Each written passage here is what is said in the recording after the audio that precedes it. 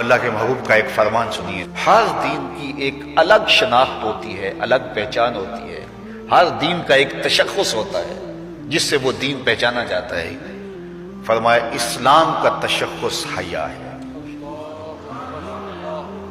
اب مجھے یہ بتائیے، ہر وہ رسم، ہر وہ طرز زندگی جو اسلام کے اس مزاج سے ٹکراتی ہو تو عملی طور پہ ہمیں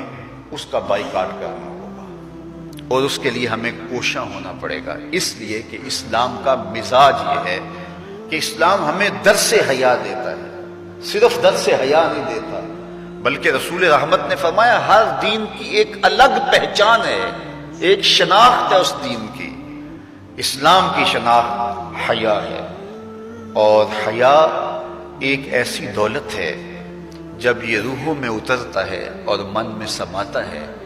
تو اللہ تعالیٰ جل شانہ کی رحمتیں اس شخص کے اوپر نازل ہوتی ہیں۔ سب سے زیادہ اس کائنات میں حیا کرنے والے، حدیث پاک میں آتا ہے حضور علیہ الصلوۃ والسلام کواری لڑکی پردے میں جس طرح سمٹی ہوئی ہوتی ہے، فرمایا اس سے بھی زیادہ حیا کرنے والے تھے۔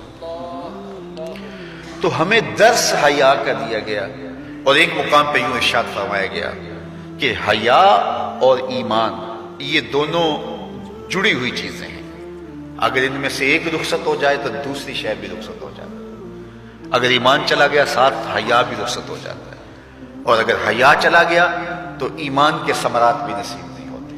تو حیا اور ایمان یہ دونوں آپس میں جڑی ہوئی چیزیں ہیں، ان میں سے ایک تم سے الگ ہوگی تو دوسری اس کے ساتھ ہی چلی جائے گی، ساتھ ہی رخصت ہو جائے گی۔ تو آج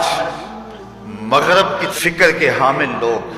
آج دلیلیں دیتے ہیں جناب پردہ تو آنکھ کا ہوتا ہے، پردہ تو جناب دل کا ہوتا ہے۔ میں کہتا ہوں دین کو تم زیادہ سمجھے ہو یا رسول اللہ کی اہلیہ سمجھیے،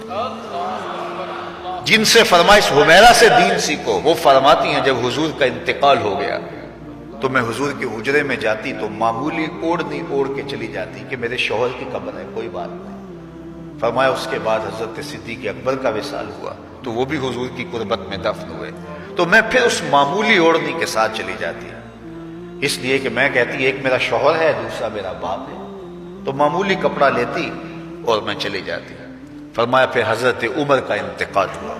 اور وہ بھی ساتھ دفن ہوئے، تو حضرت عائشہ رضی اللہ تعالیٰ عنہ فرماتی ہیں کہ واللہ ما دخلت الا وانا مشدودۃ علیہ صوبی حیاء من عمر، کہ اس کے بعد پھر میں کبھی نہیں گئی سوائے اس کے کہ میں خوب چادر سمیٹ کے اور پردہ کر کے جاتی، مجھے عمر سے حیا آتی۔ تو جو قبر میں اتر چکے ہیں ام المومنین تو اس سے بھی حیا کرتی ہیں اور اپنے کو سمیٹ لیتی ہیں، تو کیا رسول اللہ صلی اللہ علیہ وآلہ وسلم پر وہی جس خاتون کی آغوش میں اترتی رہی ہے ان سے زیادہ بھی کوئی دین جانے گا، ان سے زیادہ بھی کوئی سمجھدار ہو سکے گا؟ تو یہ اصطلاحات کہ جناب آنکھ کا پردہ ہوتا ہے اور دل کا پردہ ہوتا ہے، یہ ساری چیزیں مغرب کی طرف سے ہمارے اندر داخل کر دی گئی ہیں کہ اس قوم کو حیا کے جوہر سے خالی کر دیا جائے، کیونکہ وہ جانتے ہیں کہ ان کے رسول نے فرمایا ہے حیا اور ایمان لازم و ملزوم ہے، ان میں سے ایک رخصت ہوگا تو دوسری چیز بھی رخصت ہو جائے گی۔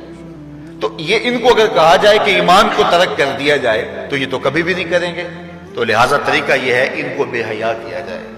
جب حیا کا جوہر لٹ جائے گا تو پھر نتیجہ کیا ہے؟ ایمان کے ثمرات بھی ان کو نصیب نہیں ہوں گے، ان کے نام پھر مسلمانوں والے رہ جائیں گے، لیکن ایمان جو روح کی گہرائیوں میں اتر کر کے وہ جو حرارت اور جو نور پیدا کرتا ہے وہ ان کو نصیب نہیں ہوگا، اور یہ جو ہے وہ عجیب ایک بے چینی کی زندگی گزاریں گے، آدھا تیتر اور آدھا بٹیر، عجیب قسم کا یہ ایک جو ہے وہ معجون مرکب بن جائیں گے، ان کے پاس کچھ بھی نہیں رہے گا۔ تو اس لیے ایک ہی بات ہوگی، اس چمن میں پیروے بلبل ہو یا تلویز گل، یا سراپا نالا بن جا یا نوا پیدا کر۔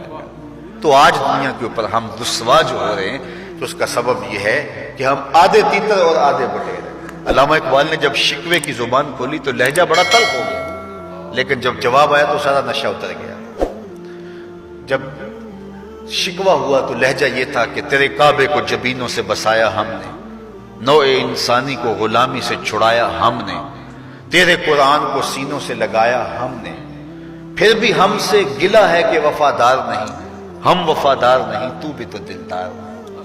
بہت سخت لہجہ ہو گیا، فتویٰ بھی متوجہ ہوا، لیکن جب جواب آیا تو سارا نشہ اترتا ہے۔ لفظ وہی ہے، صرف صیغہ بدلتا ہے۔ اب آواز ادھر سے آ رہی ہے، صفائے دہر سے باطل کو مٹایا کس نے، نو انسانی کو غلامی سے چھڑایا کس نے، میرے کعبے کو جبینوں سے بسایا کس نے، میرے قرآن کو سینوں سے لگایا کس نے،